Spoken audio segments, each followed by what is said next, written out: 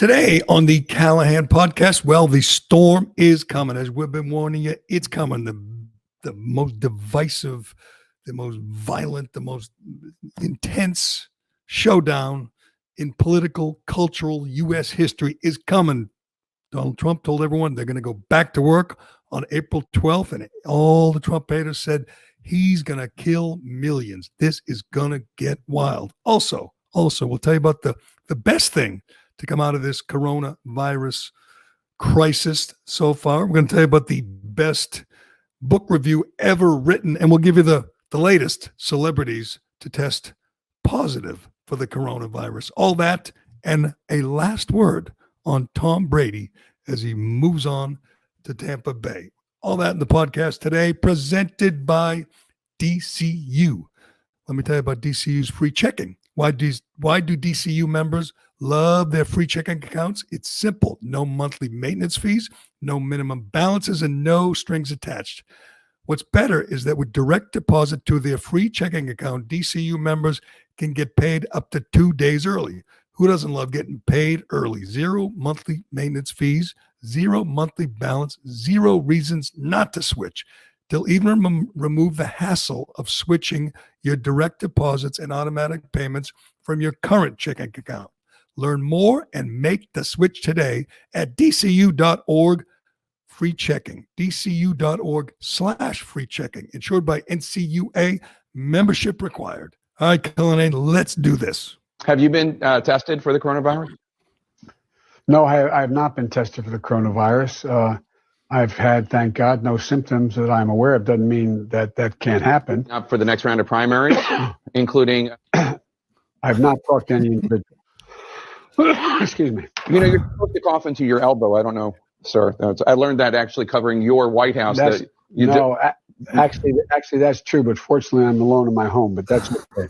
I'm going to play my favorite. By the way, we're live, Jerry, just so you know. We're live? Live where? Where are we live? We're live on Twitter and Facebook. Around the world? We just did it. Around the globe? To be honest, actually, we did it because one person, not like 100 or 1,000 people, just one person tweeted at Shattuck this morning, and it made me decide to go live. So that's wow. You know, we really should go live, and we should have video because we are three handsome guys, and it's a historic time. You know, Shattuck is right. There's people at home with nothing to do. They're not in their cars. They're not listening to the radio. They need us. We're providing a service. As you said, Shattuck, we're like Ted Koppel in 1979. Exactly. This is an emergency solve for the masses. You know, and we're something's gonna grow out of this. People are gonna come to us and look for comfort, look for the latest news, look for the latest numbers, the death toll. They're gonna look for hope. They're sure turn not going to look for fashion advice. I'll tell you that much. If you told me I was going to be on live on camera, I might have bathed. I would have put some hair product, like shit. I think they're going to look to us for hope. They look to the president for hope. They look to Tom Shattuck, Dave Cullinane, and me, Gerry Callahan. This is the Callahan podcast, and we are here to give you hope. And the latest news today, we'll give you the latest celebrities to test positive. Today we have two 71-year-olds just breaking. Prince Charles, who nobody cares about him, and Jackson Brown. It's always it's always an eclectic group each day. You know, a couple of NBA stars, a couple of old guys. You know, whatever. Tom Hanks and Rand Paul. And today we have Prince Charles, who's utterly useless, an inbred heir to the throne, and Jackson Brown. Prince Charles, though. I mean, he's been waiting for the big gig now for 55 years. And this could be it for him. And he's like, is she ever going to die? I'm going to die first. But they're both in that, that age, that vulnerable age. So they should take it seriously. You should stay inside, Prince Charles. Don't get on your private jet and fly to Davos and tell everybody, to be worried about their carbon footprint. But also, I guess we're waiting to find out if Joe Biden's positive because he doesn't look good. He doesn't sound good. Well, I didn't play I'm going to play it in a second. I didn't play my favorite clip of Joe Biden yesterday. I started and I didn't finish it, but Joe Biden might be the sickest man in America right now. He was, how many interviews did he do? and he didn't stop coughing yesterday. And he's when he wasn't coughing was probably the only coherent part of the interviews he did. The rest were just his insane, incoherent ramblings of a man in the throes of dementia. Here's the part where Democrats, liberals, the media, I know I'm being redundant here, where they just can't believe their bad luck. You know, they have this awful pandemic, which nobody's happy about. Some people look at it as an opportunity. You know, Nancy Pelosi and others say, let's not let this crisis go to waste. And they're thinking, finally, big bad orange man is going to take a hit. His approval rating is going to plummet. The stock market's going to crash. At least we got that. Okay, now where's the alternative? Where's our guy? Well, their guy is hiding out. Hiding Biden is nowhere to be found for weeks.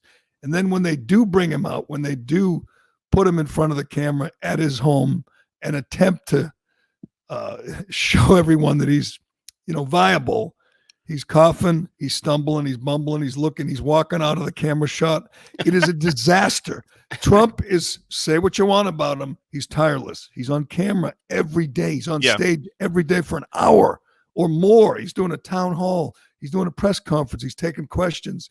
He's going back and forth with the media. You don't have to like him, and I understand lots of people hate him with the rage of 1,000 suns.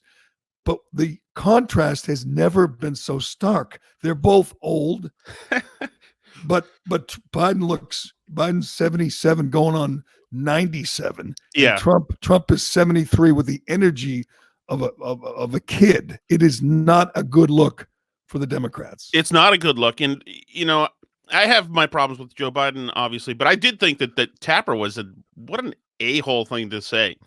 Cough into your sleeve. And what's disappointing is that Biden, if you ask him a policy question, he's likely to threaten you and invite you to fight in back of whatever venue you are.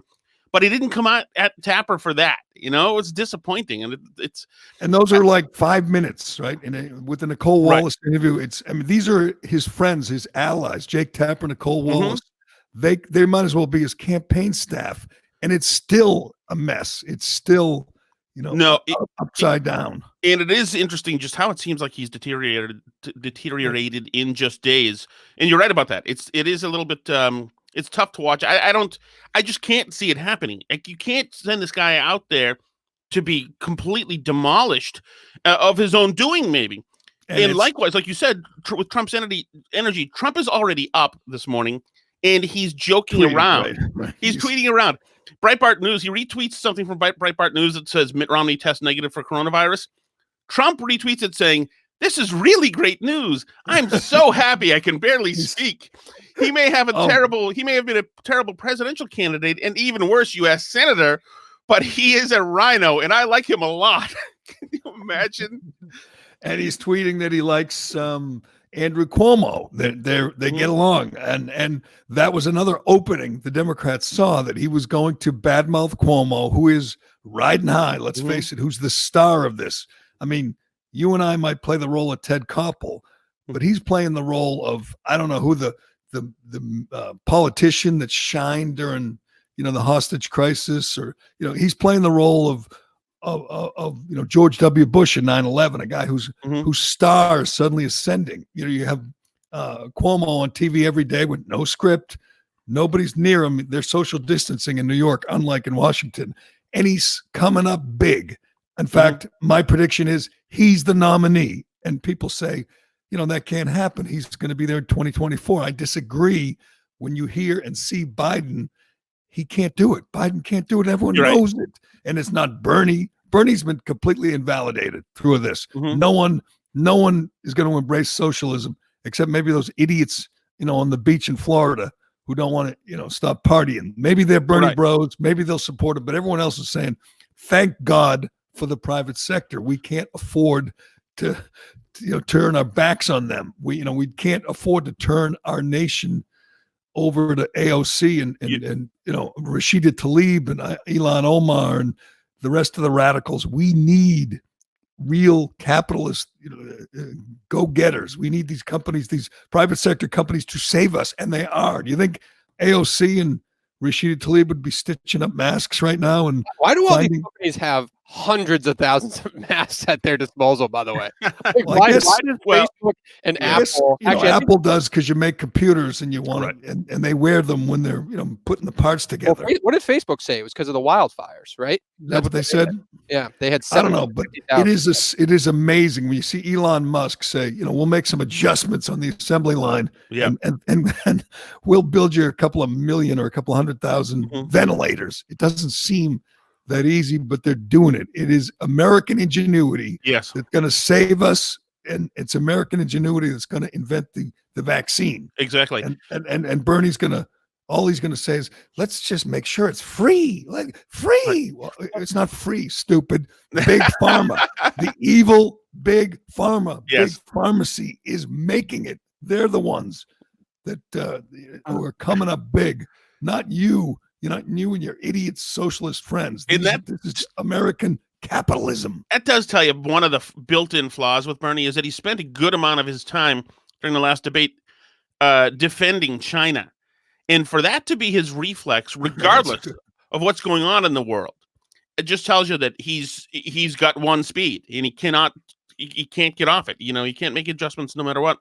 But it's funny, you mentioned Elon Musk and all these companies pitching in. That was yesterday's narrative, by the way, was Trump was killing people because no Federal Production Act, where we essentially take over the companies and we retool them and reuse them and we compel them into changing what they do manufacturing-wise. You know, something that came out of World War II in Korea, whatever. And the day before that, it was slush fund. Slush fund was the word of the day because we couldn't give Americans relief and stop their lives from cratering and ruining their livelihoods, being ruined forever. Because slush fund, some companies would get money as well, and of course, companies are all evil. Today's is two-way street. Two-way street, because Trump said yesterday that when he talks to Cuomo, you know, he should be treated nicely. It should be a two-way street. In other words, it should be mutual respect when they're doing this stuff. But to people now on social media, that means that Trump said essentially, if he's not, and Maggie Haberman of New York Times said just this morning, Trump said, if you're not nice to me, you don't get your ventilators. In other words, you better be nice or tens of thousands of people die. And that's today's narrative. It's not going to be this bill. It's blowing up in the Democrats' face, mainly because their leadership is so pathetic. Again, Joe Biden might be a nice man. He is feeble at this point. He's their hope, and he is feeble. They're hiding him because he can't handle this magnitude of a situation of this magnitude. And Pelosi, I'm telling you, we talked about it yesterday, Tom, but that deal on Saturday where she tried to jam in all those left-wing goodies, those far left radical causes, tried to get $35 million for the Kennedy School of Performing Arts or Kennedy Center.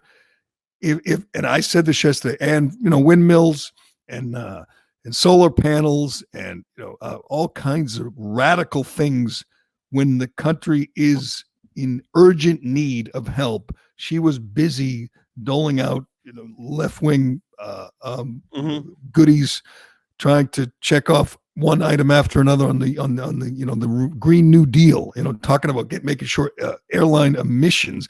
This was a situation that called for immediate action, called for help for American workers, American companies, and she didn't care. She jetted in on a private jet and said, I'm going to take care of all our real, progressive causes. The problem she had is everyone's paying attention. You've seen the cable news ratings. You've seen, people are stuck inside. They're watching TV. They're looking at this. They're living through something they've never lived through before. And they're saying, what are our leaders doing? They got a look at this. And my theory yesterday, Tom, I'd like to hear yours, was that she is okay with this thing blowing up because all she wants to do, she's laser focused on ruining the big bad orange man. She wants to bring him down at any cost, even if it means a Great Depression. What does she care? She's 80 years old. She's got hundreds of millions of dollars. She's not going to, get voted out of office. All she wants to do is destroy Trump.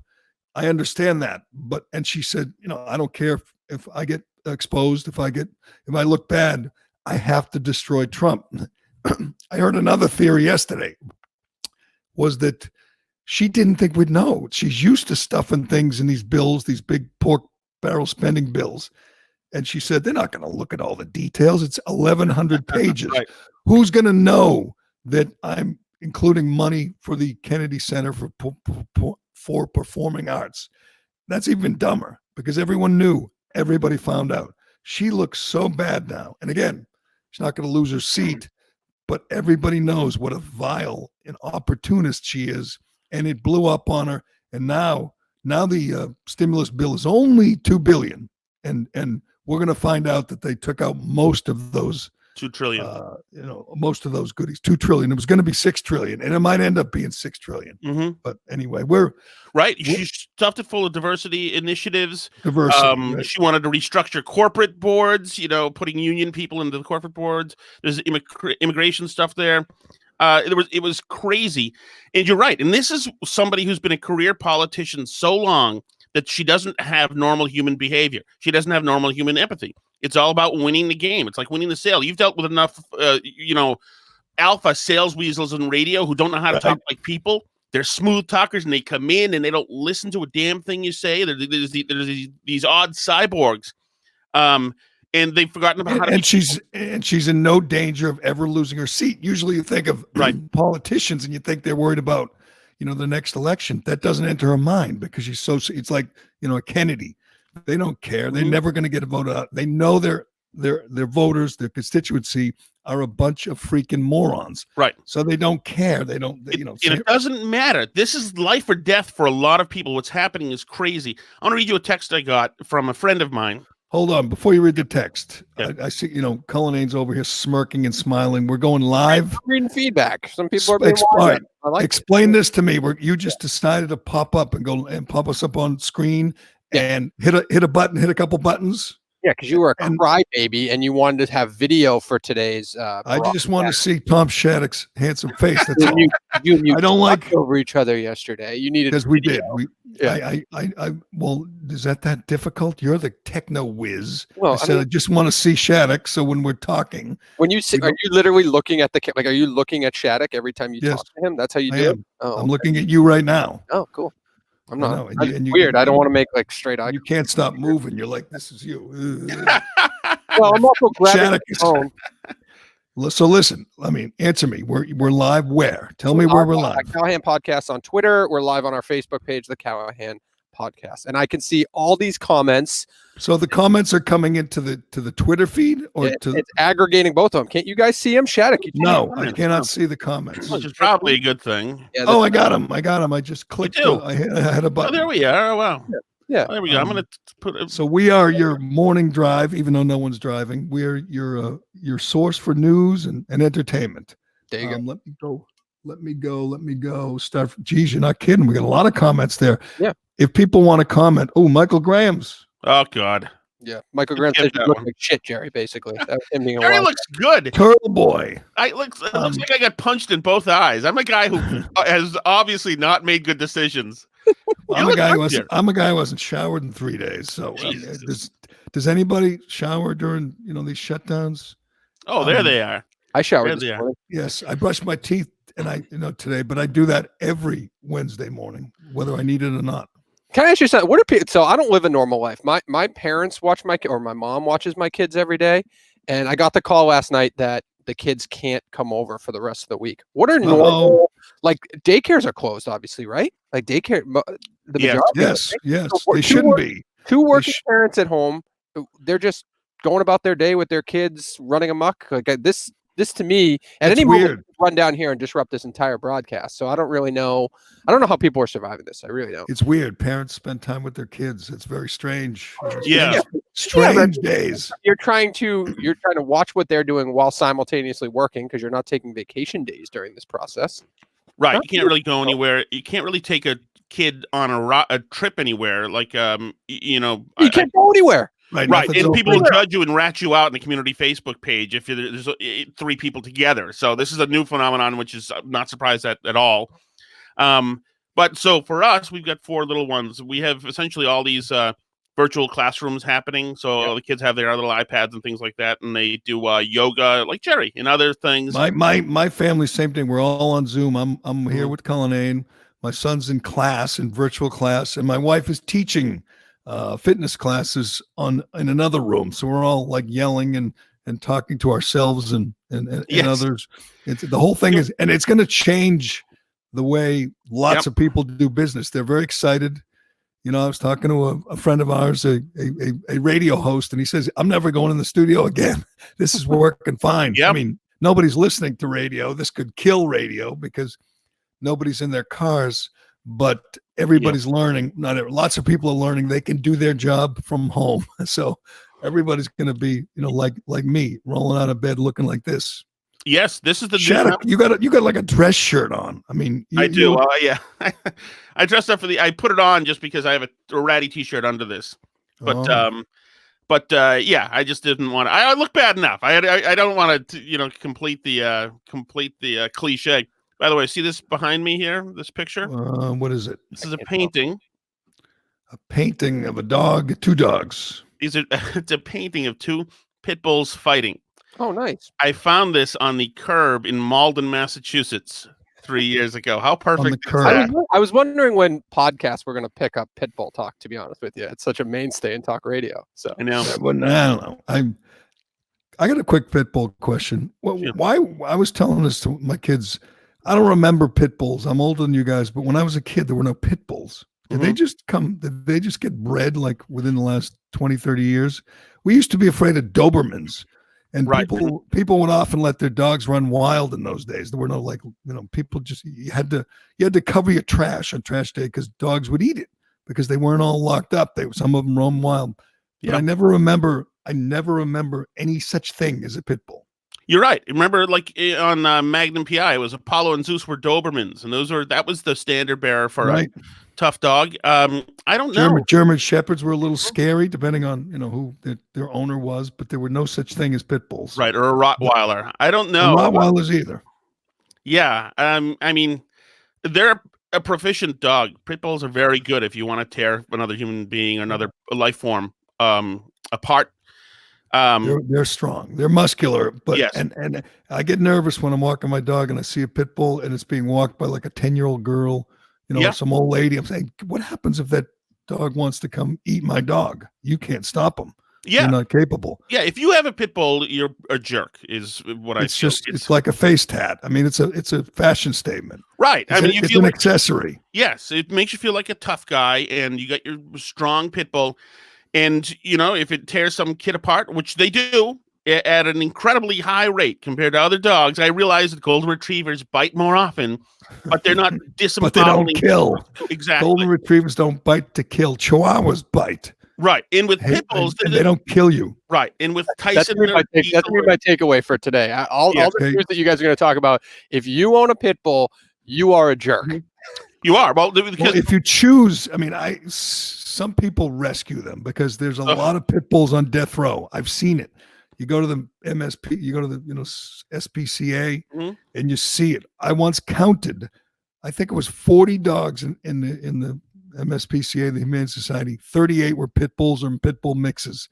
A lot of tough guys get them, don't want to take care of them, and just give them back. So people rescue them. I respect that. But if you have a choice, you have kids, and you could get a nice mutt or a lab, and you choose a pit bull, that's a fashion statement. That's like, of course, you know, I used to tell that to our friend Jermaine Wiggins. You know, he's the greatest guy in the world, but he got a pit bull because he's a badass, just like the neck tat he has. He wants to, you know, intimidate you. It's like having a Harley without the muffler that, you know, that rocks the, you know, it's like having a picture on your wall of two dogs fighting. It's just to show everyone you're a badass. Can we get to the real question today? Is Gerry that's it. Is Gerry going to sacrifice himself for his future grandkids? That's what I want to know today.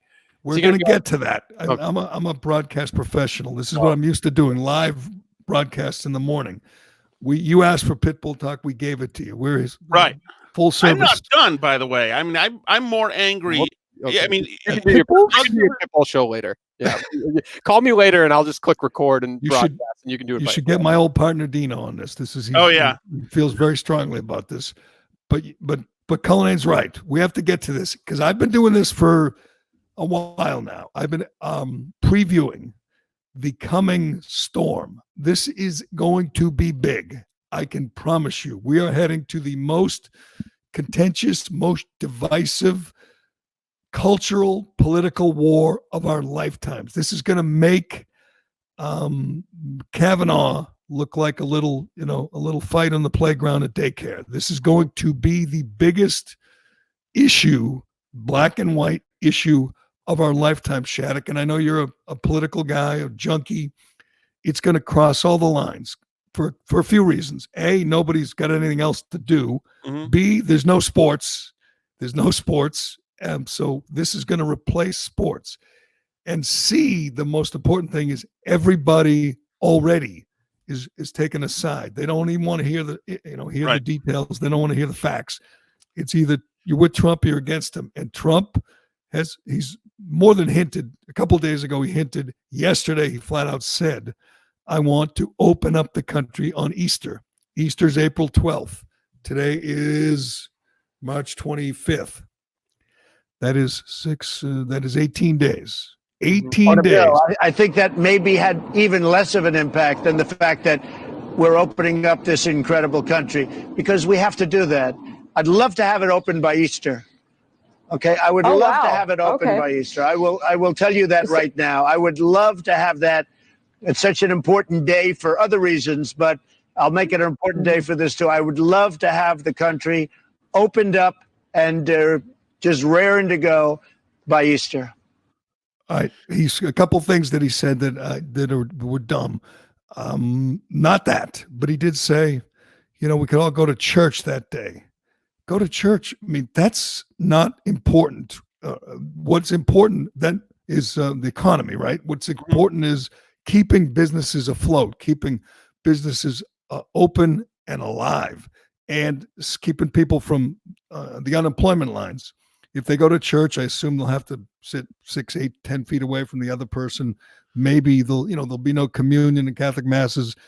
And Bill Hemmer, he said that initially to Bill Hemmer on Fox, and Bill Hemmer said, "Ooh, a great resurrection of the country." So you get that, Right. maybe Trump liked that. I think he did.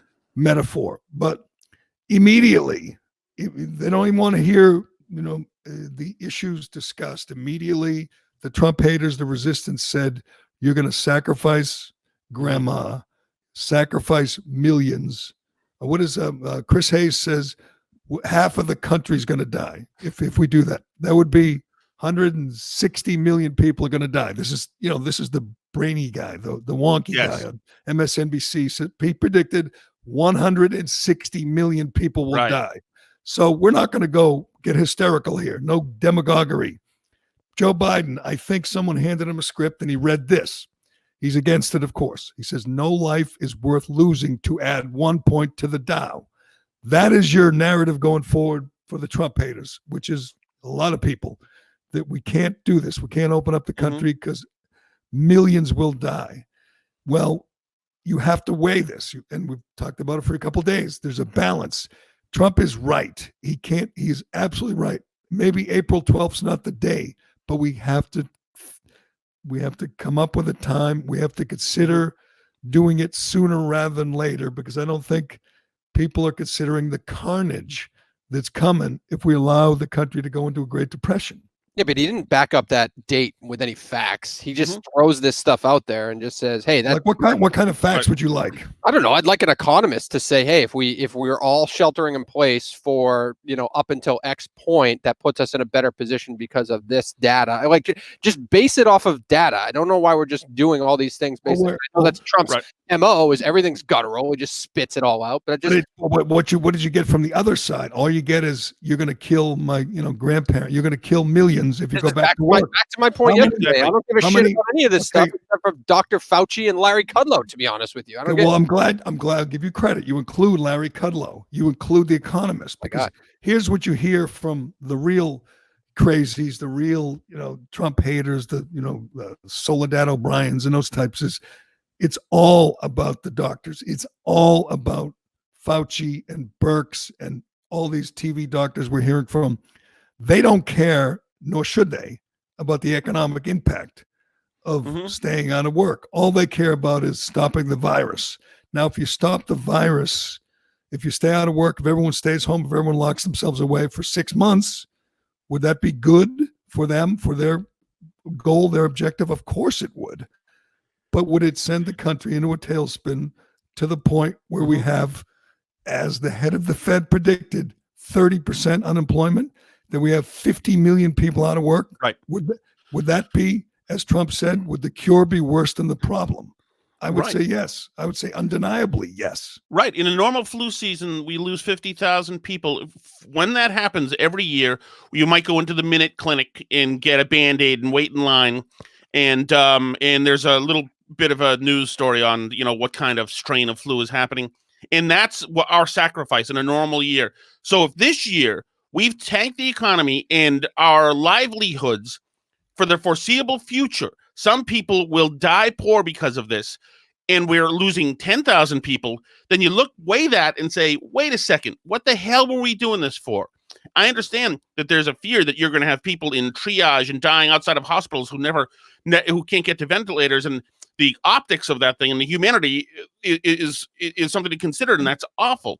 But we will have to. It's going to be hard because the people who are against anything Trump does are just going to. I mean, there will be people dying. The numbers will get worse. There will be old folks who will lose their lives to the coronavirus, and they'll say every time it happens, every day, see, Trump did that. See, this is what happens when you open up the country. But when you think about it, there's ways to do it. You can do it regionally. I mean, you don't have to open. I mean, you don't immediately say, let's, go to concerts. Let's fire up that fish tour, and let's all go back to concerts. Let's, let's have the NBA playoffs now, April 12th. But you can't. I need someone to explain to me, like a guy in Nebraska owns a store or owns a, whatever. Again, a construction company. Nobody in his town has the virus. Nobody's tested positive. Right. There's examples of this in these rural places. What the hell are they shutting down for? Why should it be a nationwide edict? That's crazy. Those people want to work. I mean, I said this yesterday. Well, it's not a nationwide edict right now. The states are making the decision. So and some of them pressure. That's a different story. Well, I talked about it in Pennsylvania. In Pennsylvania, it is a statewide shutdown. There are massive rural areas, in the West that they have no cases. No one's positive. It's not a big problem, and they're shutting down because the governor shut them down. What sense does that make? And I use the example, and we've done it for days now, of the guy with the roofing company with 5 young guys, and they want to work. They don't want to get laid off. Why can't they go back to putting roofs on houses? What's the problem with that? I mean, I understand we're all scared, and we all want to follow orders in these times of great crisis. Everyone's looking to be told what to do. But what if you make it voluntary? What if you don't have to go back to work, but you can if you want? Right. I mean, it's tough, and that's why it's just so odd, because we're suiciding ourselves here. This is not that that the economy fell off the cliff and that we're reacting to a depression. We've done this to ourselves. We've been compelled by leaders to do it. Those leaders have been compelled by health professionals. So health professionals essentially are running the policy of the executive branch, and generally that's not something that you can have. I mean, they obviously their agenda. Well, they can be part of it. They can be part of it. Call Dr. Fauci is wonderful. He cannot make the call. Which is why what Trump said was great. Saying that about Easter is great. You need to give businesses hope. Some hope. When Trump plays doctor during these hour and 50-minute pressers, when he plays doctor, he's not good at that. Pence is better at that, being analytical and being calm about that. That's not Trump's thing. But when he's talking about giving businesses a lifeline, there is no president we have ever had that business owners and employees and Wall Street can look at and say, this guy means it more than Trump. Trump is a business guy. That is his real religion. He can talk about Easter all he wants. He's a guy who's been bankrupt himself. He's crawled out of it himself. He loves success. He loves building. He loves construction. He loves the country growing.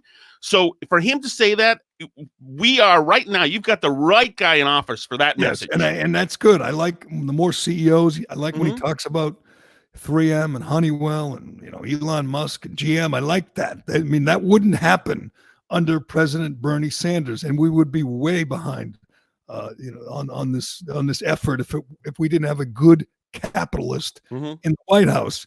And I think he's going to try to explain it to people, the damage, the carnage a long-term Mhm. shutdown would do. Hopefully, the message gets through. But I mean, they're just people. You see it on Twitter, you see it on cable shows saying, no life is worth, the Dow. I love that. Right. The Dow, like the guy, like the waitress losing her job or the construction guy losing his job, cares about the Dow. I mean, obviously No, the right. Dow Well, matters, but the economy, and you'll see this a lot. I did yesterday, that the economy equals the stock exchange, the New York Stock Exchange. It matters, but that's not all that matters. It matters the 13 million Mhm. people who work in the restaurant industry who are hanging on by their thumbs. I mean, I heard Yes. Wolfgang Puck. I never even knew who he was, but he was Right. on with Tucker last night. He said there were 15 million people in the restaurant industry, and they will all be out of work, in a month. Yes. And then these restaurants will close in a Yes. month. I love this. You chose the restaurant to the star, the chef to the stars to speak on behalf of the restaurant industry. No, but that brings Who me would back you to choose? that brings me back to this email from a friend of mine. He's my age, about 45. Was a big fan of you on your old show, Gerry. And he sent me this. Are we reading comments now? Because I can see them. I can see the pit bull comments. Pit bulls were child protectors. If you look into history, I realized that they were called the nanny dog, and they are great with kids until the kid walks into its invisible kill zone, and then they rip them apart. Okay, so here's the text I got from somebody. It says, "This is crazy. This guy works for a company that runs restaurants like this size, like Applebee's kind of restaurants, but not Applebee's, just that kind of size." Franchises. Yep. Yes, exactly. So this is crazy. I'm the manager with a group of these branded restaurants. We own and manage over 150 of these restaurants, and we have furloughed or laid off close to 9,000 people since last week. It's bad, bad. I'm in charge of trying to keep the rest of the cash we have for payroll. In other words, he's hiding it from people they owe money to. So I said, "Are you paying vendors?" He said, "No, 0 vendors paid." So that means that these franchises, obviously, they've gotten rid of these people. That means the people who go to clean the restaurants are getting stiffed. Right. All of the food vendors, the produce people, the fish people, all those people are getting stiffed. All the people they need to pay are getting stiffed. This is terrible. We're already off the cliff, which is this And the thing. I think you're right. Like, and Cullinane said it yesterday. Like, he's not going to a restaurant. I mean, some people will. Yep. Some people would like to go tomorrow. They're willing to take their chances. They're getting takeout now, even though there might be, the virus on the pizza box. And They're going because they feel like they want to help, right? Like Yeah. they're not Yeah. going. They're not going like on Friday. I'd like to go to Conrad's in Walpole Center. They're not doing it because they feel like that's their normalcy. They're doing it because they want to help the restaurant. They want to help the Yes. owner. and that's good. And that's going to be tough for restaurants. Some that maybe they were on the bubble to begin. Tough to come back. And when you think about it, say you have 40 employees and they're all laid off today. In a month, you're going to call them back up and say, "Hey," or 2 months or 6 months, say, "You ready to come back?" They're all going to move on. They're They going to just took up Amazon or Walmart on their offer while they're Yeah. hiring 100,000 people each. Yeah, well, no, they're right there. CVS is hiring 50,000 people. Half of them probably be former, waitresses and cooks, but that's just part of it. That's Right. That's 13 to 15 million people. It's a big group, but it's just part of it. The other, the private sector has to be saved and saved soon.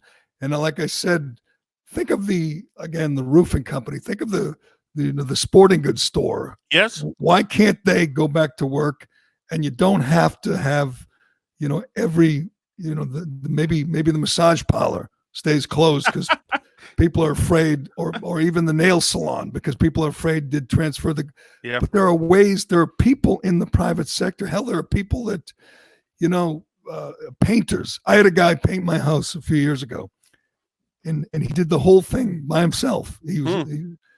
Just a hardworking guy. He liked to work alone. It took a while, but he had his ladders. He did the whole house.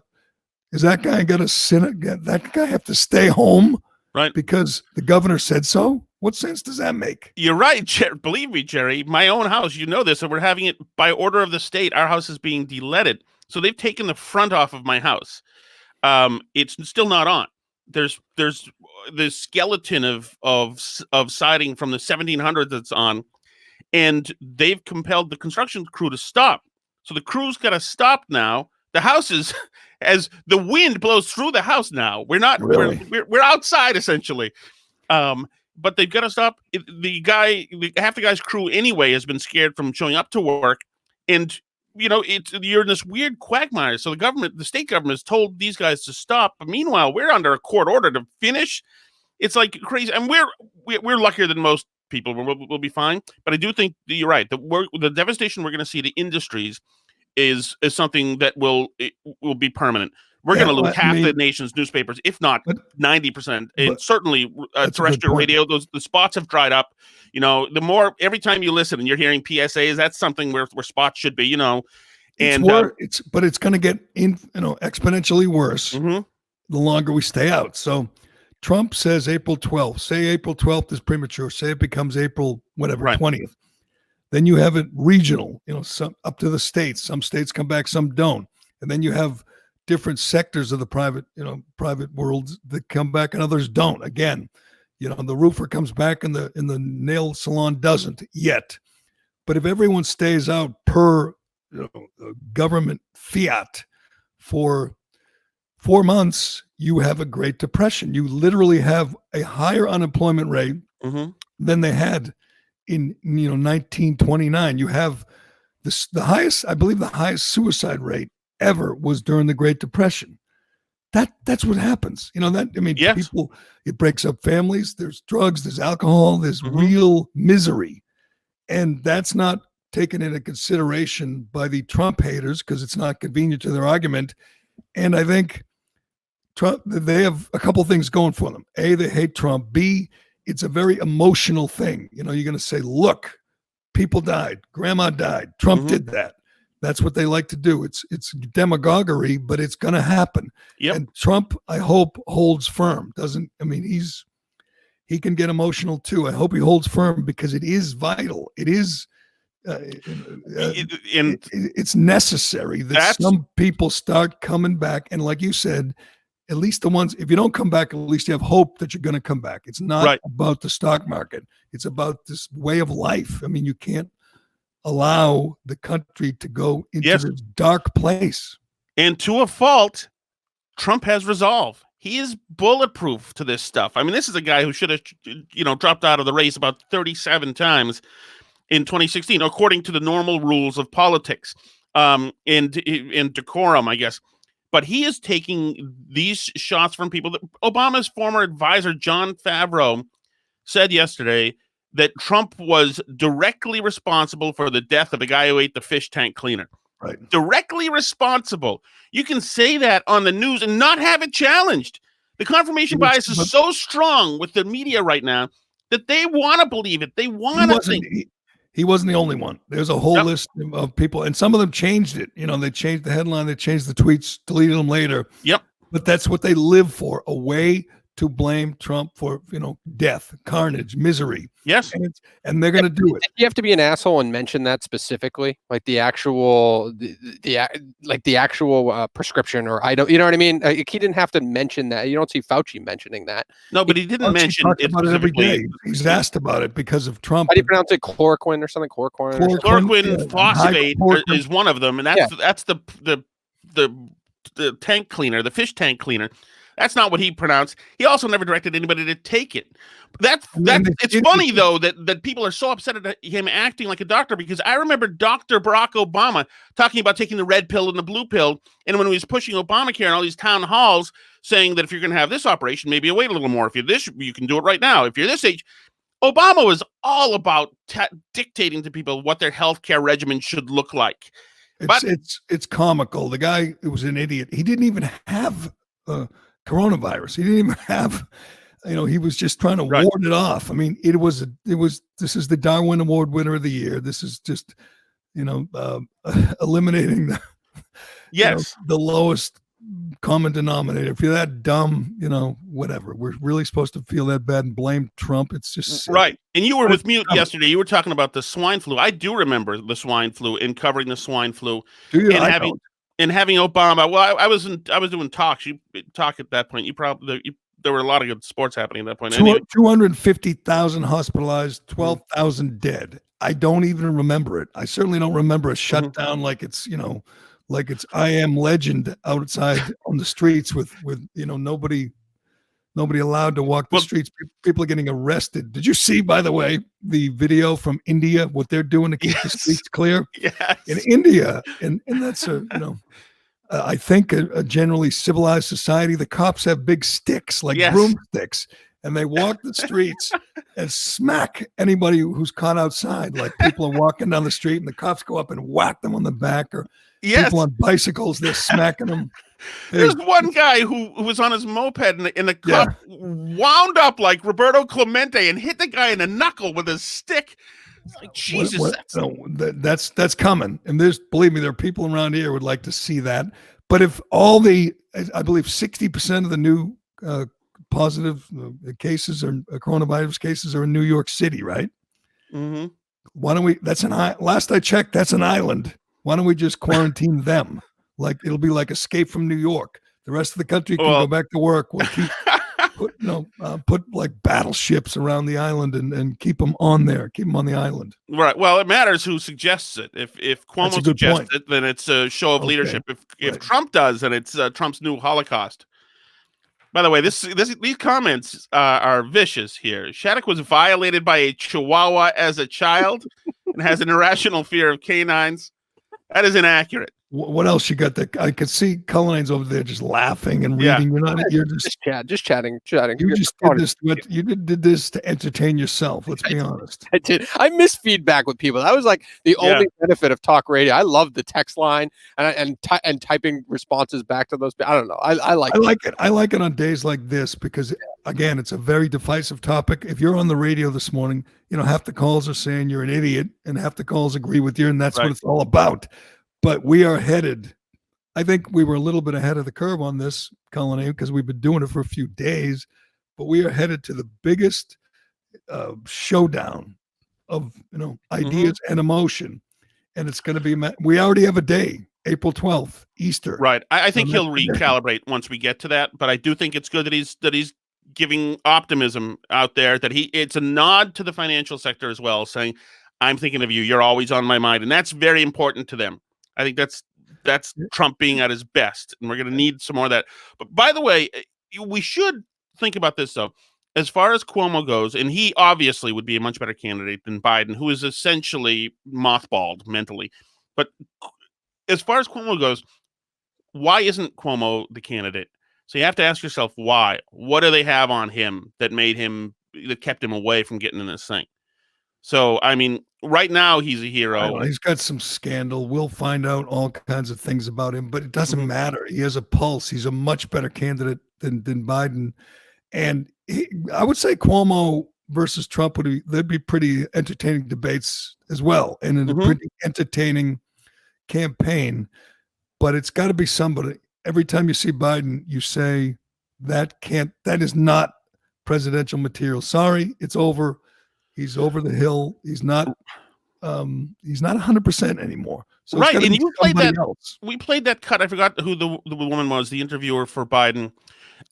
During that interview, by the way, she thanked him about 100,000 times during that interview, and it was such a soft interview. But still, in that interview, he pulled back and petered out during at least one response, where he started to have a strong response, but 11 words in, as usual, he went into the ditch and just petered out, floated in space.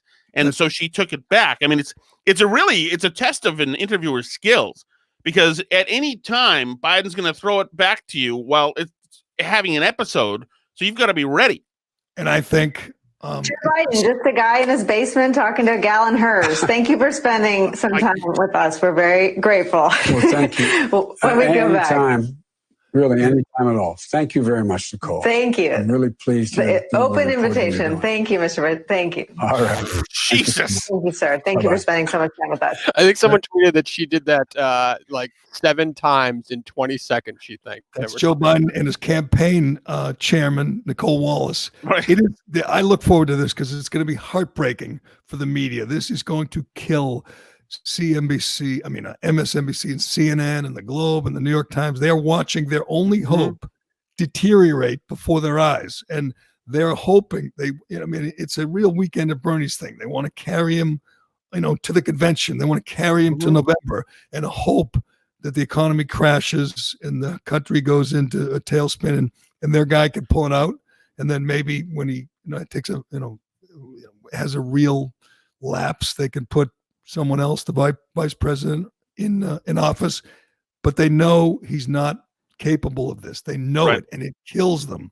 They're going to pretend, they're going to hope, they're going to dream, but they know they do not have an alternative to Donald J. Trump, and that is killing them. It is killing them. And, Trump's poll numbers for handling this situation are ticking up as well. And that's killing them. They don't understand it. They want this thing to blow up on Trump, for him to look terrible. There's this incredible confirmation bias. We see it every day. Today is two-way street. In other words, Trump wants to kill everybody. He's not just a racist and white supremacist and a misogynist and an anti-Semite and the worst person in the world and a crooked businessman. He's literally a murderer who wants to have his own, a mass killing fields to happen on his watch because he enjoys it. And to some people, that's as far as they have to see it. And it's just confirmation bias. So that's when they hear Wall Street. Oh, that's Gordon Gekko. That's what Wall Street means.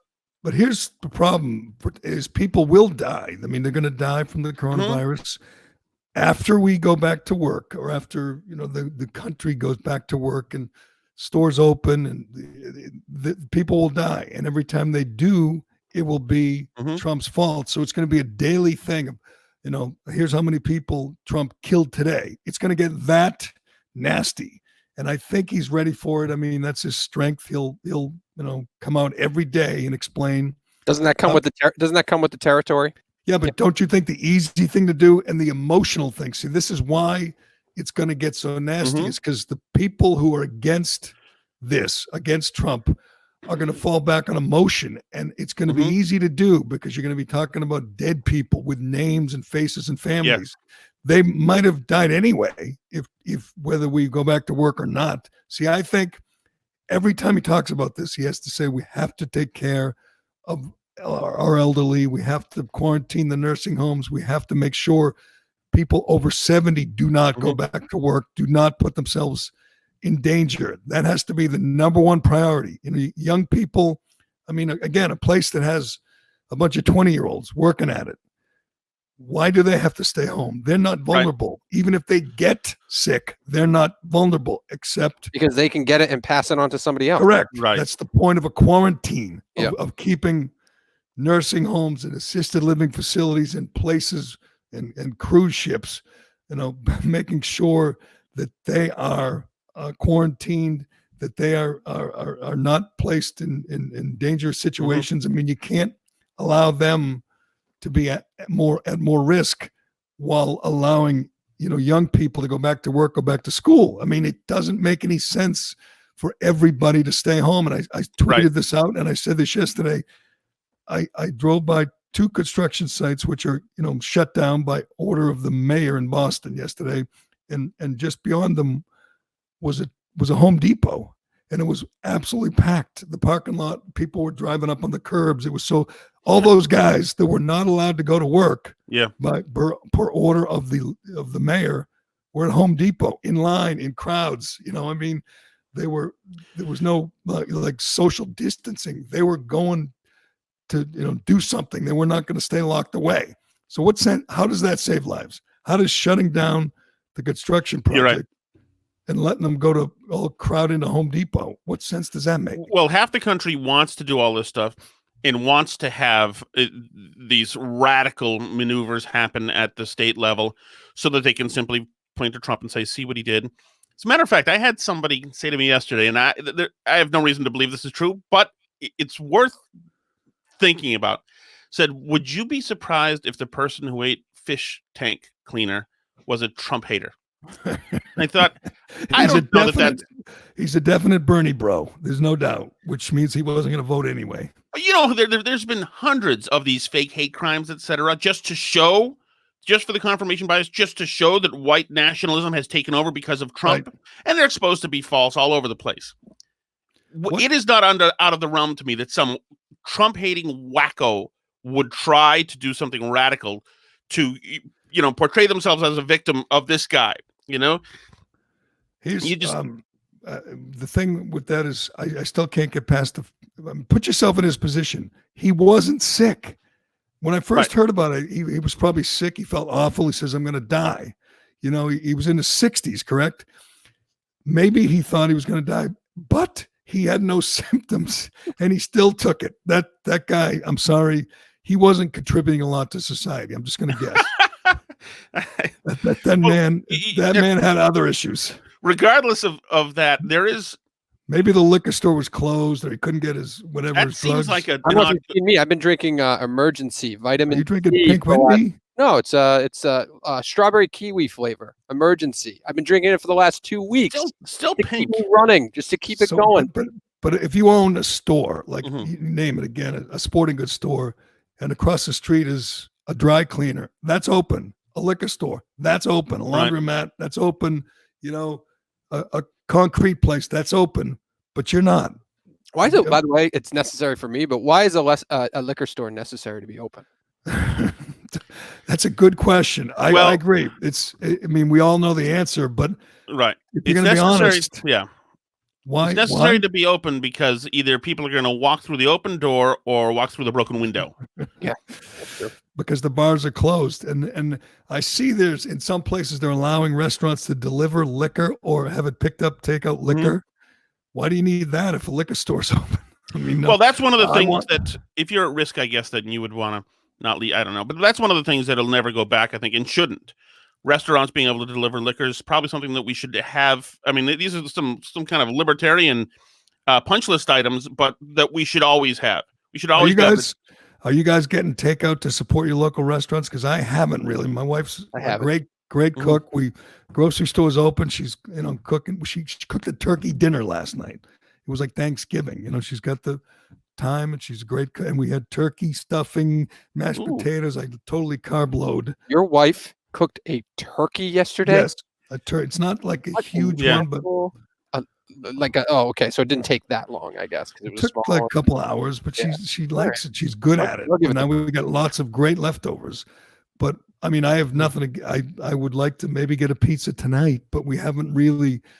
We don't have a place that we say we have to keep that place afloat. I Yeah. respect that, and if I did, I used to live where I would patronize the local place to keep it going. But are you guys doing that? Saying I got to go out of my way to give them money? I'm not even going to the grocery store anymore. I'm not going anywhere. I stocked up Why? a week and a You're half. afraid to get you're not. I know you have asthma, but you're not going to get it. Even if you do, you'll be fine. I will be fine. I guess. Yeah. I'm just trying to. They tell you to stay at home, so you stay at home as much as humanly possible. So I just stocked up, and I've gone back and forth with my parents, and that's it. And I've stayed in the house. That's Right. I may go into the Lowell Sun today, and if I do, I'll probably that- grab some pizzas for the troops. There's a smattering of people who are there, circulation guys, a couple of editors. Wow. What's the well? You don't need to go into, but what's the What a rumble guy. with the newspaper industry directly, like with the Lowell Sun? Are there whispers going on around? Yes, about it's the going to impact? kill them. It's going to kill them. Well, It is. I'm serious. It's going to kill them. I think yesterday I not saw, unfortunately, I saw Mhm. 3 reporters that say that they were. I think it was some. What's the paper in Attleboro? The Sentinel, the Sun Sentinel, or something like that. Do you know? Attleboro, I don't know. Yeah. All right. Whatever. But I saw 3 reporters. They obviously are. This is a huge impact on the newspaper industry. Yeah, it is. I mean- mean, obviously, these newspapers count on local advertisers, those restaurants, etc.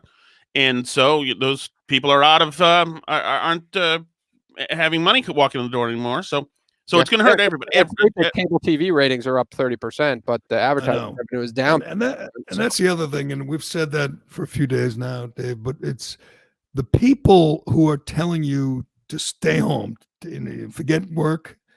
They're the ones who don't have to worry about paying rent. They're the ones who aren't worried about their mortgage or they're, paying their kids, daycare, tuition, whatever.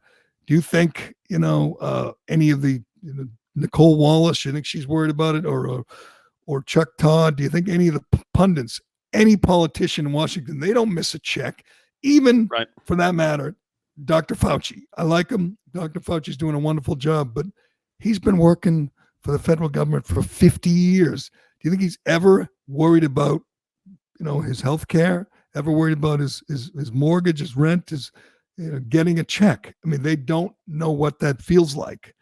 What it feels like to worry that they might not be able to afford the home they live in or the car they're driving for much longer. The ones who are when you think about it, when you get lectured about this, when you have these people saying, you shouldn't go back to work, we shouldn't start the country up again until everybody's A-okay, even if it takes 10 weeks, as Cuomo said, or 10 weeks, as Mnuchin said, or 10 months, as Cuomo said. Yeah. that would destroy lives. And Yeah. it won't destroy, Chuck Todd's life, but it will destroy, that guy at the corner store, or the waitress, or the restaurant owner, or the Right. guy, up on the roof. It would ruin them. And they don't Yes. care about that because it doesn't affect them. Yes, and you talk about the 1%, et cetera, and inequality. When working folks have been told and forced to tank their livelihoods, which means daughter doesn't go to college, son doesn't have a job, maybe who knows what's happening, can't pay for healthcare, you're in credit card debt, and your life is crashing around you. When you see that, and you were told to do that by your government, and your government jerks around like they tried to do 2 days ago with this pork stuff, and the government doesn't feel any pain, if you're not getting relief from the government, and it's not a stimulus, the government forced you to go out of business. Right. They strangled you. So they're not doing us a favor. Right. Your wasn't your $1,200. fault. Yes, the $1,200 we're getting, you don't have to thank anybody for that. They've ruined your life in exchange for this $1,200. So there will be unrest here if people get the feeling. That's a good point. And a number of people, right-winger bloggers, and have been talking about this for days now. And one guy, I think it was Matt Walsh, made the case that you will see looting, rioting. Mhm. Think about, in our lifetime, in recent years, we've seen rioting and looting, right? Over stupid stuff. I mean, these Antifa people, half the time you don't even know what they're Right. rioting about. We saw Ferguson go up in flames because of Mike Brown, Big Mike Brown, a thug who tried to kill a cop. We saw rioting in Baltimore. We're not even sure why. So those people and millions of others will have a real reason to be angry now, because they're going to lose their jobs. They're going to lose their homes. You're right. You think, and we've never seen anything like that in our life. So if you think it's hyperbole to say that there will be rioting and unrest and looting, you're nuts. You're nuts, because people will lose hope, and they'll say, and by the way, if you're living, in certain cities, you can riot and loot and not worry about criminal prosecution, because they're not prosecuting criminals. And to add to that, Lion 314 reminds me, yesterday we saw during that slap and tickle Fox News town hall fest yesterday that Trump is already doing the kind of pivot to the mental health aspects of not opening up the economy again, right? What's wrong with that? That's irrelevant. I'm not saying it's not relevant. I'm just saying that is now where he's going to go as he's trying to push this date. He said if we go much longer than the April 12th, we're going to see suicides. We're going to see problems caused. And you know what? He's right. He's right there. Right. And you had in depressed areas of this country, you had already had an opioid epidemic in depressed areas of this country. And it was something that rocked New Hampshire. If now you have that in large scale, some people, the only thing you'll be able to afford is fentanyl going forward. I mean, it is an absolute recipe for disaster. Trump is right to sound the alarm on this stuff. And this should not be done, with a wink and a nod. And thank you, Dr. Fauci. It's not, nobody really knows anything as part of the problem. No, I think Cullinane's a dope, but he made the best point. Fauci needs to be heard. Obviously, everyone listens to Fauci, but at the same time, there's a Larry Kudlow over there who needs to be heard as well, or someone who's done the research and knows what kind of impact another month of the government shutdown, knows what that will do, how many people will be unemployed. Again, the head of the Fed predicted 30% unemployment, which I believe is 50 million people. Right. That guy is no dope. I mean, he's a pretty smart economist. And he thinks we're headed to 50 million unemployed. That's crazy. You have to, at some point, weigh the risk. Right. And Trump's going to try. You're right. He's going to try to talk about suicide and alcoholism and drugs and opioids and divorce. And it will be legitimate, but he will be dismissed as just, Trump by his enemies. Here's the other thing. Where do you think the public will come down? I'm talking about coast to coast and border to border. And when they do the polls, and we know, largely much of the media is poll driven, and God knows politics is. Where will the public come down when they say, should we open up the country on April 12th? See, I think that's going to be close, but I think it's going to be in favor of him, because you look at the map, large swaths of the country, they're not suffering. They're not seeing, the overwhelmed emergency rooms and ICU units like New York and Seattle and California. They're not seeing that in middle America for obvious reasons. It's not as dense, and they're not as mobile. They're not traveling out and bringing it back and all that. So those people are going to be with Trump on this, I believe. I don't think anyone gives a shit about Donald Trump's April 12th date or whatever date you want to throw at them. I think everybody is glued to their television set on a day by day, hour by hour basis. Just say, give me the latest information. Tell me what to do next for the right now. I don't think they care. I don't think anyone's like marked on their calendar, April 12th, I can go back to work. Let's all go. I think it's. Well, I guess they have, but but he'll change it. Shattuck's right. He's already changed it once. It was next week was the 15-day. He's already gone to whatever that'll be, another week. He'll change it again. Fauci's his best friend right now. He's basically saying Trump just throws shit out there, but behind the scenes, he's flexible and he's listening. He is doing the best work for Trump. And I know there was column after column about it over the weekend and yesterday, saying, what was that ridiculous Cullen column that we didn't even talk about, but that he's an endangered man because he's going against Trump. He is doing more for Trump than Trump could ever realize. We had Alex Remus predicting he's going to fire Fauci. I mean, you can hate Trump all you want, but he's not that dumb. He's not going to fire Fauci now. I mean, that would be disastrous. Right. He won't. The media's just. It killed the media when Fauci showed up at the press conference and, again, went on many, many interviews and said he and Trump get along fine. I mean, obviously, they're different people, different personalities, but he said they get along fine. The media will drop Fauci and turn on him soon enough. They're using him now because they can use him as a contrast, as somebody who's really, really competent, and say, look at him, listen to him, how articulate he is, and his depth of knowledge compared to the dummy red Trump, orange Trump, how crude Trump is, and how he doesn't know anything, and he demands that everybody praise him, etc. So they use him as a contrast. That's the same thing with Cuomo as well. Cuomo wasn't a hero a month ago. A month ago, Cuomo was on the wrong track, like everybody was. But now they can use him as a contrast to Trump. Say, well, that's a leader. Can't imagine we had somebody like that. So they're not good actors. And this same media, by the way, when people start getting together, when conservatives start getting together and protesting, the same media will do what they did to the Tea Party and just call them racists and white nationalists and look at them all doing things. But there will be people, both sides of the aisle. There will be people, Bernie bros and Hillary people. This will be bipartisan protests happening in the coming weeks. Yes, and it'll be very easy because the death toll there'll be a face and a name on that death toll. And it'll be Donald J. Trump. Mm-hmm. See this, 72 people died in New York today.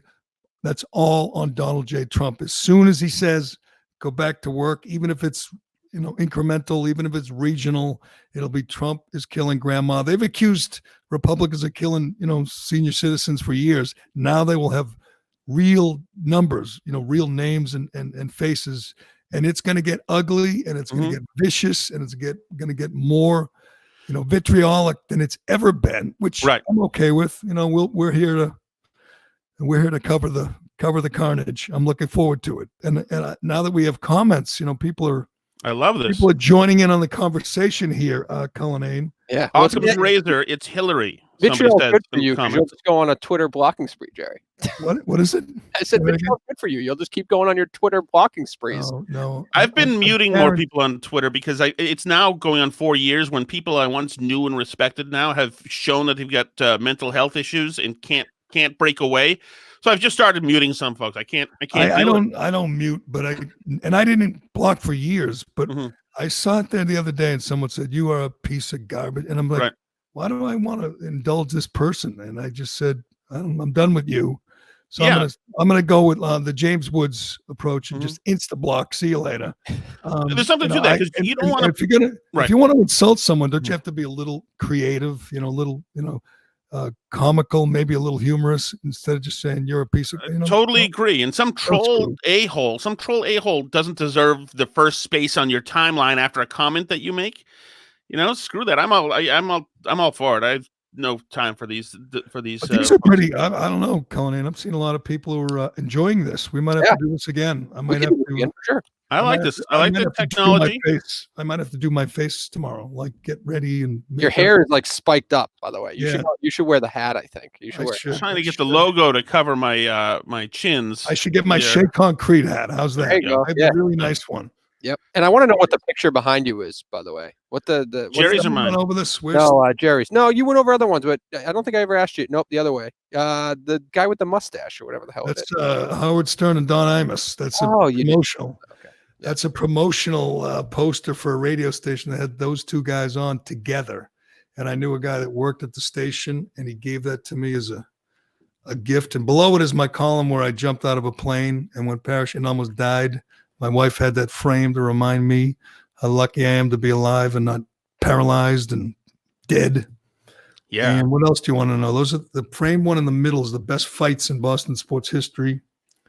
Okay. Including Larry Bird and A-Rod. Dr. J and By the way, I'm back on. I'm Team A-Rod now. I just want to announce that he released a video of J-Lo playing wiffle ball and just hitting. that's sickening. What a video! I'm back on Team A-Rod. He's a scumbag, but I love the guy for releasing that video. Were those his kids? Because his kids are older and he doesn't even know their names, right? Those were her kids. At least the last thing on my mind was anything other than J-Lo and why. All right. Are we gonna go live while I do Shay? Are we gonna? Whatever you want to do, yeah, we can. Yeah, or else I gotta hook it up again. So do your shit. Let's go. You can stay live, and we'll give Shay some love because they're open and they're booming. People are going up to Shay and they're calling Shay during this time. They're vital, essential because they're construction. I agree. But when I'm done with Shay, I'm gonna. You know what I want to do?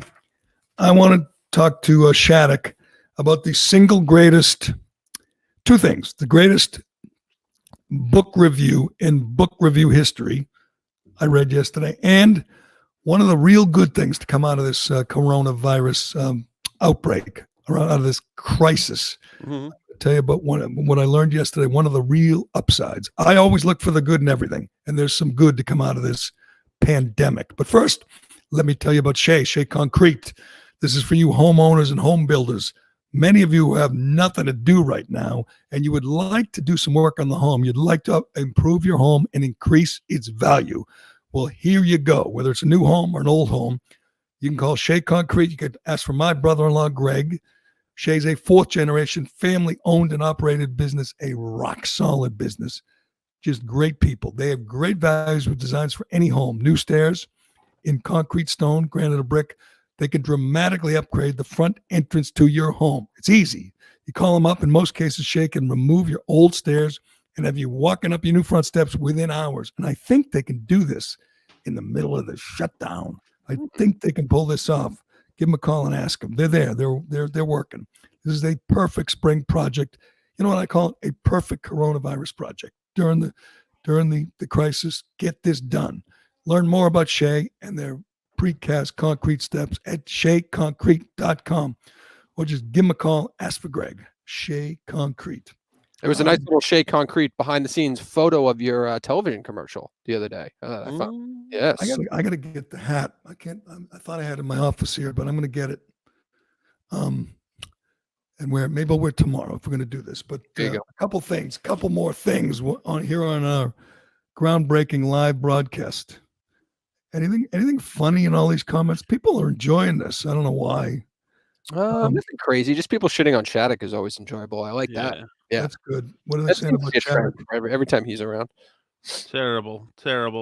Um, You know what I have that I'm going to hang up here? I do have a signed note from candidate Donald Trump Ooh. you somewhere. do?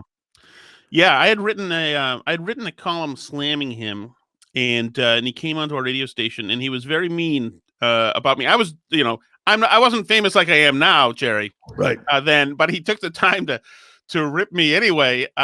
And then I wrote a column, some months later, I wrote this thing saying that essentially if Trump debated Hillary, that he'd destroy her because there's no limit to what he'd do or say. And I got this note in the email with a picture of the column, and written on it was, "Very honest column. Thank you, Tom, Donald Trump." Wow. And so I went from the bleep list pile to the honest pile in his inbox. So there you know go. what I'll I have have? that up. He did that for you. How many other columns did he send a handwritten note to? Like, he must have done thousands of them. Yes. Right, what he does. That's Yep. why he is where he is. But you know what we have? You know what Dave and I have is an interview with Donald J. Trump, Jerry Callahan, Kirk Minahan, and John Dennis. This was 4 years ago before the New Hampshire primary. We tried to get all the candidates, and Trump called in, no problem. Had like 20 minutes with him. We asked about Bernie, and we asked about Mitt, and we asked, and it was I thought it might be a little more contentious considering the principles, but we got along great. Yeah. Well, when you're asking him questions like why doesn't he just sleep on the private plane? I mean, I can imagine it's gonna get too contentious. Let the record show that wasn't my question. So not to get in a pissing contest, Jerry. But let me finish. We have that, and some slow day during this crisis. Maybe Bust that out. Maybe we'll bust that out and play it. Nice. So we talked to him. This is like the Quint on the Jaws scene. We talked to him on the old Herald Radio last year as president. So it's very interesting when the president calls. He calls on one line, and then all these other White House people call on 8 other lines. It's very nerve-wracking. Very nerve-wracking. He was not overly enthused to be talking to me. He was talking to Adriana Cohen, which is very good. But did you notice when you guys interviewed him that if ever, when he was running, when he'd do radio hits, when he'd say something, and if you stepped on him, he'd say it again. He'd always make sure that he had a clear soundbite. He says everything again. He says everything 2 or 3 times. Here's what's become a distraction in my mind. I watch all these press conferences, speeches, everything. He literally has 5 or 6 adjectives, and that's it. He needs to break out the thesaurus, and I'll give them to you. Tough, everything's tough. Strong, terrible, terrific, and maybe horrible. Those are his adjectives. He doesn't have any more. That's it. Everything's tough. It's never, contentious or divisive. It's tough, it's strong, and that's it.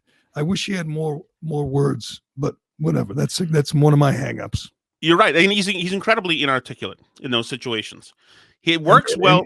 And if he thinks he's making a good point, he says it over and over and over again. The fact that he stopped the flights from China, if you went and looked at it, he has literally said that 7,000 times in the last 2 weeks that he stopped the flights from China. He interrupted Dr. Birx yesterday just to say, didn't that really help when I stopped the flights? Wasn't that terrific? I mean, it's just right. Well, he's a PR guy, and he's doing PR as a commander-in-chief, so it's odd to watch. And he's doing marketing as a commander-in-chief, and it's very interesting to watch. He reminds me of Don King. They're very similar in their messaging is brief and it's quick, and it's he just wants to get his points across, and he can't contain himself, which is why Don King has killed people. Trump hasn't yet. Yes, he has. He killed a guy with fish poison yesterday, Jerry. Maybe you haven't been watching. Good point. But I do think that this is his chance. If he can communicate to businesses like he has been, then that's his chance. He is inarticulate. I think Jonah Goldberg used to say about George W. Bush that it was always terrible hearing him speak. You just hope that he'd stick the landing. Right.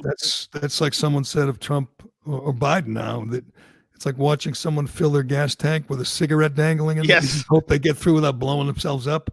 A couple things before we wrap up this live broadcast. Do we have a name for this? We're patterning ourselves after Nightline. I'm Ted Koppel. I don't even know who else was on Nightline. I don't know. Hugh Downs. I don't know. I don't know. You know, I'll be Charles Kuralt, I guess. Stars were born. You know, you can be Jack Germond. Oh, good. I'll take it. I used to like him. Or Bob Beckel.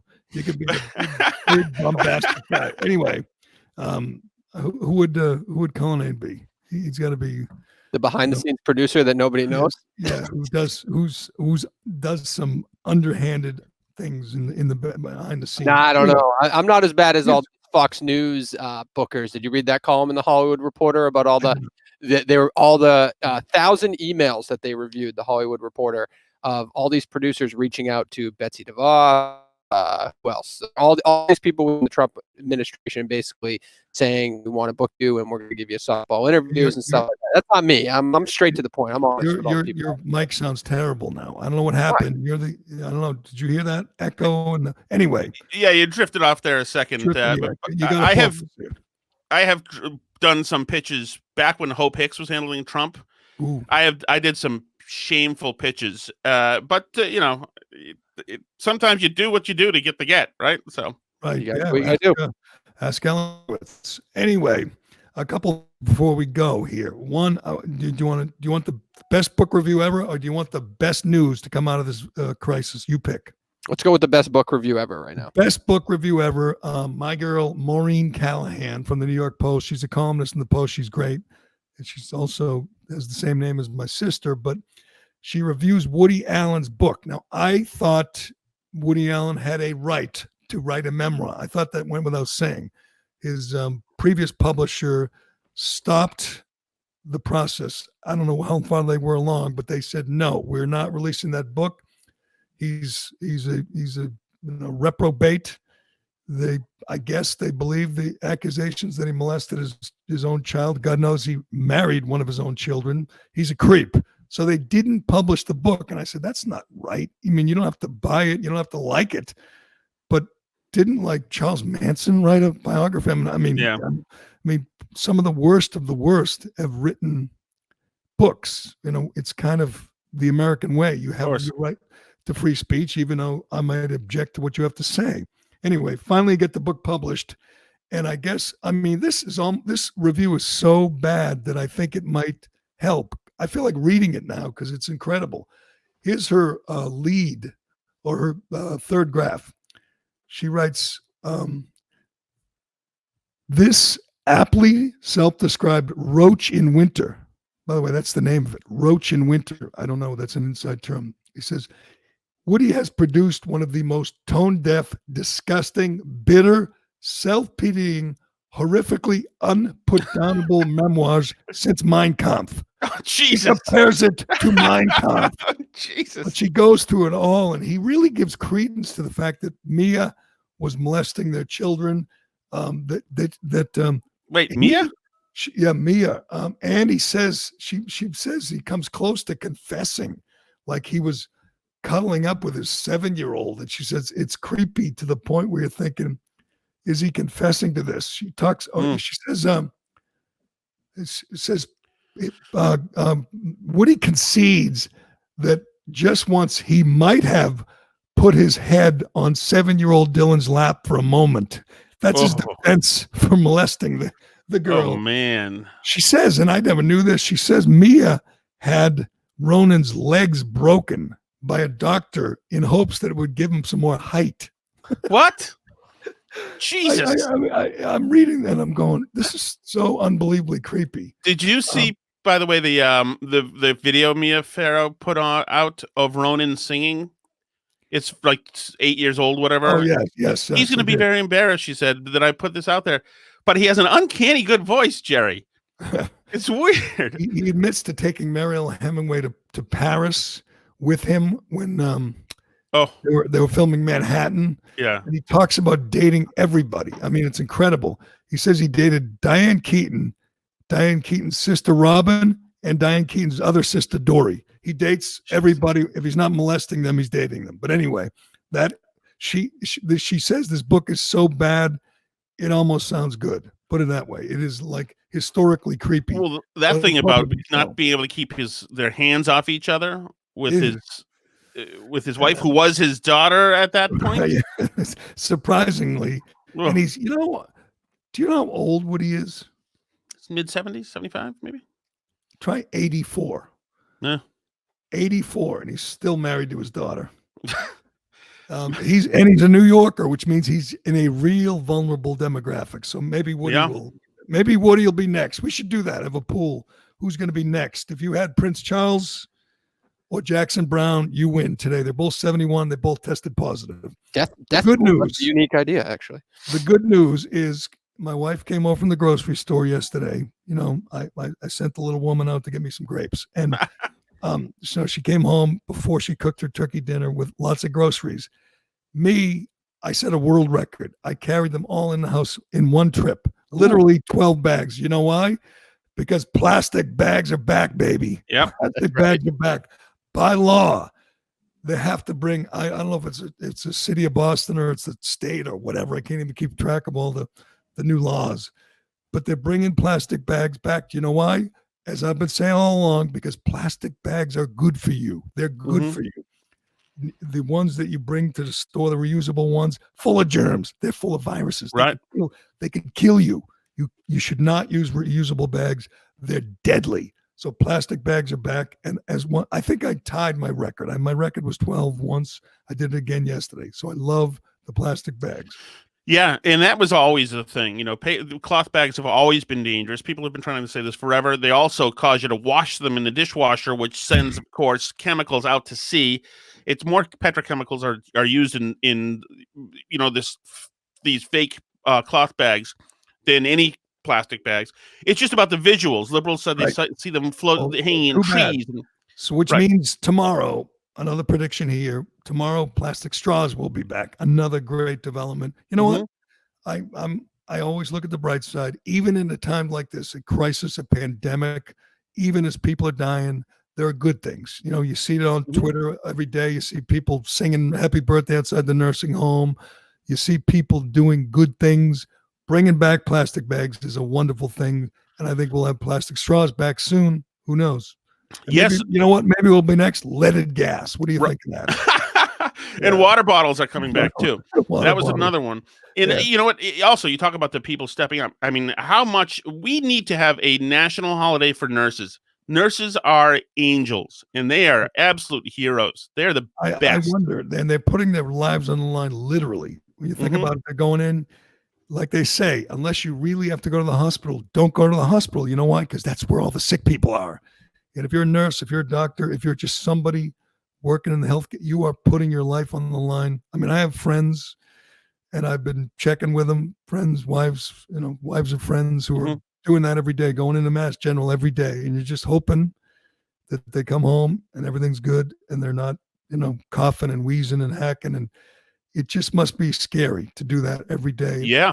Put on the hazmat suit and go into work. By the way, those senators who were quarantined, Rand Paul and others, they might put on the hazmat suit and come out to vote for this bill when it gets finalized. How dramatic will that be? No kidding. To see 3 or 4 senators walking into the Senate chambers in hazmat suits. It's democracy in the age of Trump, Jerry. Wouldn't that be awesome? One last thing before we go. This could be the last time we ever talk about Thomas Edward Patrick Brady. But he was incredibly boring yesterday, as he intended to do. That's what he does when he doesn't want to make any waves. I watched the press conference. I watched it. It was just a teleconference. You say boring, I say classy. All right. He's. I'm not saying, he took the high road, which I hate. He did not want to take any shots at anybody. He was very boring. I'll give you classy. But then he has to come out with the tweet about how you want to, I don't even know what he was selling. Some immunity drugs that he sells or something or some supplement that helps you. Oh, he did an Instagram video. It probably was I'll say an Instagram buy video. Any of those? No, I don't purchase any of the TB12 products, but it's never a good look when there's a global crisis going on. You're trying to hawk I think, whatever your new item is. I think up till that point, he did a nice job of staying above the fray. You're right. High road, classy. but then saying, you got to worry about your immunity system. You don't want to die. Call, Yeah, but it's dramatic to be too mad about it. I mean, I'm drinking this emergency stuff. I've been doing it every day. what are you talking about? What is emergency see? stuff? Let's keep my immune system going. It's he's basically saying the same thing. So does this. It's water. So does this. It's coffee. Doesn't Brady have good standing to say that? Didn't Alex Guerrero have cancer medications that he was selling? No, the one thing he'll never live down is the water that you could drink to prevent head injuries. They sold that. No, wasn't water the sunburns thing? Drink a certain amount of water and you don't get a sunburn. He's so hydrated, he didn't get sunburned. But that was just him speaking. He literally sold a product. Guerrero did that would prevent head. I believe Wes Welker endorsed it. It was an Edelman, as well as Brady endorsed this concussion water, which I think I'm in some trouble. He obviously can't sell it anymore, but Brady believes in Guerrero and he goes along with Guerrero even when it's some kind of shady. I bet everybody did what Brady did. Like everybody who is in that kind of lifestyle, health, fitness field went on Instagram and promoted healthy living strategies and recommended certain things. So I don't know. Roger Staubach went into real estate. Now you don't have to sell elixirs, I don't think. I mean, all the people right now that are in the health and fitness field, they're all probably making their recommendations on what you should take and what you should do to stay as healthy as possible during this time. All right, are there any more comments you want to read? Because I've been trying to do a show here. You get your face glued to the computer. This was great. I love you, Dave. Need a Dave show. By the way, yesterday's show with Mute was excellent. Mute's interesting because we weren't looking at each other. It was harder. Yeah. It was easier. I get to look at your face and Dave's face, and I could see Dave's not paying attention, and you are. Yeah, of course. Yeah, but Mute is interesting because not only is he's a jock, but he's also a thinking guy as well. So he's got these standards for what he considers gross and not gross that it's based on like a jock's principles. So when he talked about politicians lying, to him he detests that because it's not fair. It's unfair. It's not what athletes, competitors do. That's underhanded.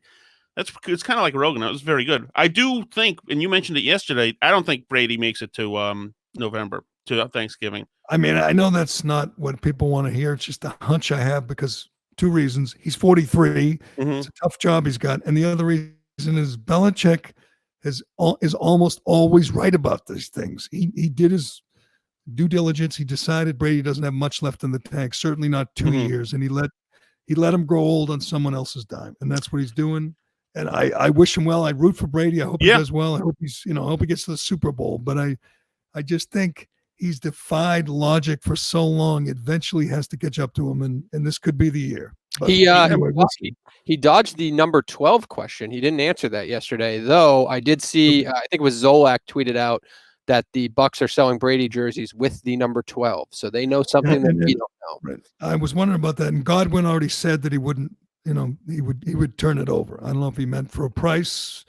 Brady will pay whatever it takes. Brady will get number 12 and Godwin will get something else. And Godwin will look like a stand-up guy taking care of the new guy. But anyway, all right, Dave, how did our first live broadcast go? See if I can make it through. I'd say it went exactly the same as every other day would have went, except that we pushed it out to Twitter and Facebook. Yeah. And you got a lot of comments. Can you tell how many people watched? Is that on there? We need to grow our Facebook page. If you're out there and you have friends, share it, right?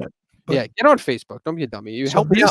If you missed it, this will be posted. This is the Callahan podcast. It will be up in all the usual places shortly by 10, correct? What time is it? 9:15. I don't want to make any promises. I'll do my best. All right. You've done it almost every day. My kids are home today. I'm a little bit strapped. All right. I have to interact with them. So get it done. All right. Get it done. People are loving this. Does this mean we're going to do it again tomorrow? Might as well, right? Turtle Boy's on tomorrow, right? Turtle Boy doesn't pay attention. If he's not on camera, if he's just sitting in a room by himself, he's not focused. We need him to focus.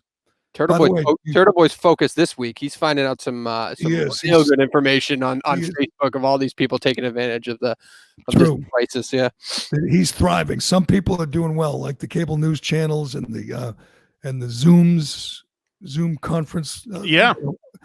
Turtle Boy is thriving in this crisis. He's kicking ass. We'll talk to him tomorrow. Hopefully, He'll be focused. Do you like Turtle Boy better or do you like Mute better? Shattuck, you got to pick one. Oh, they're two different animals. No. Turtle Boy's a street fighter. He's Pick one. He's an assassin, and Mute is an analyst. And I can't. It's like picking between my children, Jerry. I can't pick one over the other. I could. I'd take my daughter any day. No, speaking of children, my favorite is how Shattuck thought that Jerry's son was Turtle Boy at the I debate. don't know. It was a young guy who came in wearing athletic stuff. I thought, oh, that's got to be Turtle Boy. He's literally twice the size of Turtle Boy. But Is he? I haven't met him. I mean, Turtle Boy's not a big man. Hey, why don't you? You can have multiple people on. You can have the whole damn committee on, Jerry. Turtle Boy's parents should have done what Mia Farrow did with Ronan, broke his legs and make him taller. Actually, what we're using right now would be a lot better for what we tried to do at the debate watch party. Like, it was just boring to have you guys watching that, like, live with one camera on you guys versus we could put, 7 of you in a box on this thing, watching it and giving some commentary. It'd be more comfortable that way. I say, you know what? I say you load them up Friday. Friday, Jerry's back on now because we're in a crisis, and you have the whole entire committee here. Committee. We'll work on that. We'll let you know. Okay. We will feeling good about that. Friday. We will have a show this Friday that we're taping. You gotta get work. You gotta get back to work. Shattuck is heading to Lowell Sun with a bunch of pizza, cranking out the news because someone's got to do it. He is essential. So get to work, Shattuck. Thanks for checking in. Good job, Cullinane. I think I haven't really seen the finished product, but I think you did a fine job.